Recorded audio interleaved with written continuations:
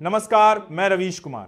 आज बात उन तमाम बड़ी खबरों की जिन पर गोदी मीडिया ने चुप्पी साध रखी है। खैर, पहले कमेंट में जरा बताइएगा कि आप ये वीडियो कहां से देख रहे हैं, और हां, अगर यह कोशिश ठीक लगे तो लाइक करके चैनल को सब्सक्राइब जरूर कर लीजिए। मोदी जी ने कहा था कि हम अच्छे दिन लाएंगे, यही मेरा अच्छा दिन है। आपके लिए यही अच्छा दिन है जी, सम्राट चौधरी के लिए ये अच्छा दिन है, चिराग पासवान के लिए ये अच्छे दिन है। ये अगर दुकान हटेगा तो हम लोग भूखे मरेंगे ना। हम लोग क्या करेंगे जो बताइए। 10,000 में कौन सी रोजगार होती है? ये तो महिलाओं का सशक्त रोजगार है कि महिलाओं को दीजिए, आपत्ति को उजाड़ दीजिए। गरीब के लिए कोई नहीं है, चाहे जीतनराम मांझी हो, चाहे नीतीश कुमार हो, सिर्फ वोट लेने के लिए है। क्या यही है वो अच्छे दिन जिनका वादा किया गया था?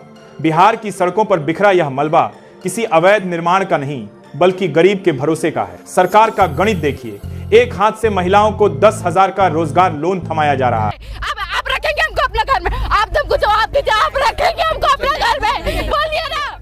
और दूसरे हाथ से उनके पतियों की दुकान पर बुलडोजर चलाया जा रहा है। क्या यह महिला सशक्तिकरण है या गरीब का मजाक? पहले वोट खरीद लिया 10,000 दे के, अब बाद में फिर भगा रहा है। कहाँ जाएंगे? बुलडोजर आएगा रोड पर सूझ जाएंगे सब बाले बच्चे। नगर निगम का फरमान साफ है, 1,000 रुपए का चंदा दीजिए तो दुकान बचेगी, वरना आपके पेट पर लात मार दी जाएगी।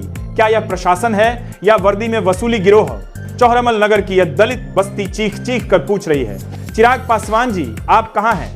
वोट लेते वक्त तो आप अपनों के बीच थे। आज जब आपकी ही जनता अपनी दुकान खुद तोड़ने को मजबूर है तो आपकी जुबान पर ताला क्यों है? एक पिता ने कहा, गरीब का बच्चा पढ़ेगा तो हक मांगेगा, इसलिए उसे पढ़ने ही मत दो। यह बुलडोजर सिर्फ गुमट्टी नहीं कुचल रहा, यह संविधान और भविष्य को कुचल रहा है। सवाल तीखा है, क्या गरीब का इस देश में होना ही उसका सबसे बड़ा गुनाह है?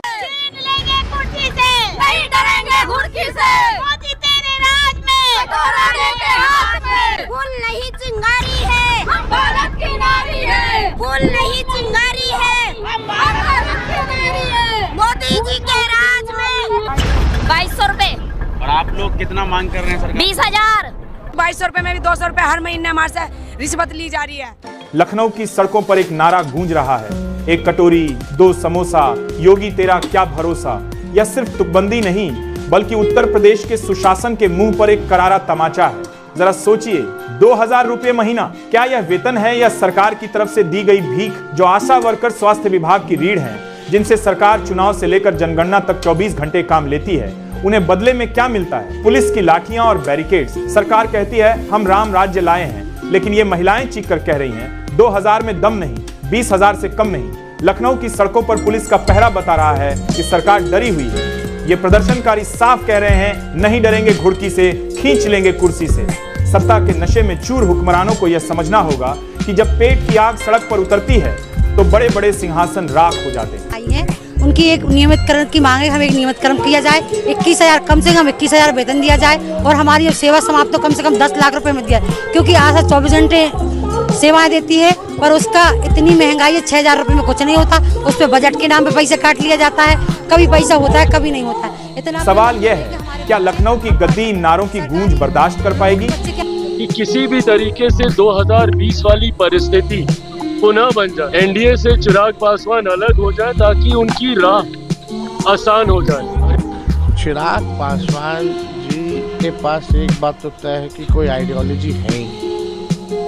बिहार की राजनीति में बगावत की स्क्रिप्ट लिखी जा चुकी है। खबर अब फुसफुसाहट नहीं, शोर बन गई है। चिराग पासवान एनडीए को टाटा बाय बाय कहने की तैयारी में। मोदी के हनुमान का मोहभंग हो चुका है और अब उन्हें अपने पुराने छोटे भाई तेजस्वी यादव की याद सता रही है।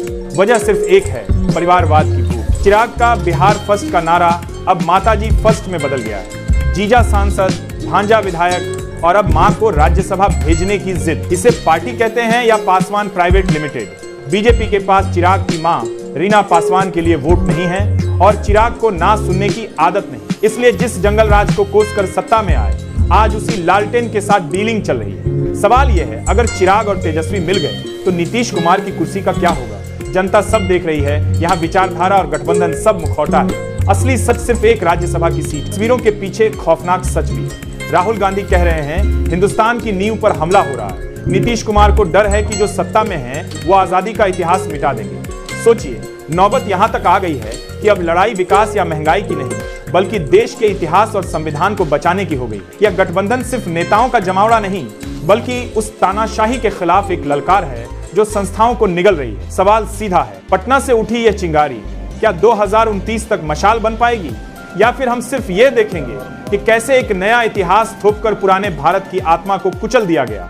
लिट्टी चोखा तो बहाना है, असली निशाना वो कुर्सी है जिस पर बैठकर देश को बदलने की जिद पाली गई है। हमने किसी सदस्य को उसकी पॉलिटिकल पहचान से नहीं जाना, कि सदन का एक परिवार है, उस परिवार के एक व्यक्ति के रूप में जाना, अपना भाई जाना, अपना रिश्तेदार जाना। ऐसा भी कभी कभी होता है कि हवा का ओट लेके चिराग जलता है, ऐसा भी कभी कभी होता है।